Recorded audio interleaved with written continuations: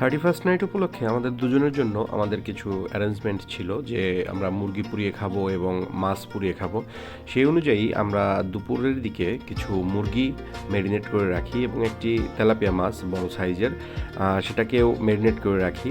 তো এরপর হচ্ছে আমাদের যে বারবিকিউর চুলা, সেই চুলাটি রেডি করতেছি।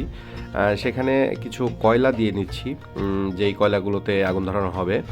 এবং আসলে এই চুলাটি আমাদের বানানো এবং কয়লা দিয়ে এটি রেডি করার পরে সবচেয়ে যে যুদ্ধের অবস্থা এবং সবচেয়ে পরিশ্রমের কাজ সেই কয়লায় আগুন ধরানো।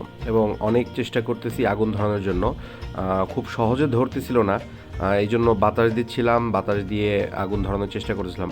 অনেক যুদ্ধের পর অবশেষে আমরা দুজনে আগুন ধরাতে সফল হয়েছিলাম। তো তারপরেও কিছু জায়গায় ধরেছে, কিছু জায়গায় ধরেনি। তো সেইখানে তো আমরা নেটটা আগে দিয়ে দেওয়ার কারণে, মানে ফিক্সড করে দেওয়ার কারণে আমরা কয়লাটা ঠিক মতো নাড়াচাড়া করতে পারতেছিলাম না। তো আগুন ধরে যাওয়ার পর আমরা আমাদের মাংসগুলো সে নেটের উপরে দিয়ে দিয়েছি, এখন মাছও দিয়ে দিয়েছি। তো বারবিকিউ করতে গিয়ে সবচেয়ে বেশি যুদ্ধের অথবা পরিশ্রমের যেটি লেগেছে সেটি হচ্ছে কয়লায় আগুন ধরানো। তো কয়লায় আগুন ধরানো শেষে আমাদের সব কিছু রেডি হচ্ছে। তো সবচেয়ে পরিশ্রমের কাজই আগুন ধরানো। তো একবার আগুন ধরে গেলে তারপর আর কোনো পরিশ্রম নেই। তো এখন দেখেন সব কিছু শেষের দিকে এবং আমরা সব নেড়ে চেড়ে করে নিয়েছি।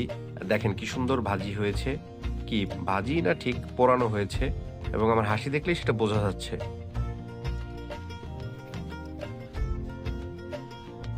কিন্তু মাছটি উঠাতে গিয়ে আমাদের অনেকটুকু মাছ নষ্ট হয়েছে, যেটি আসলে নেটের সাথে লেগে গিয়েছিল। এরপর আসে খাবার দাবারের পর্ব। মোটামুটি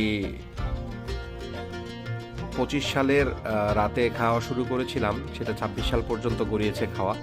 যদিও দুজনে শেষ দিতে পারছিলাম না, যেটা পরের দিন আমাকে ভাত দিয়ে খেতে হয়েছিল।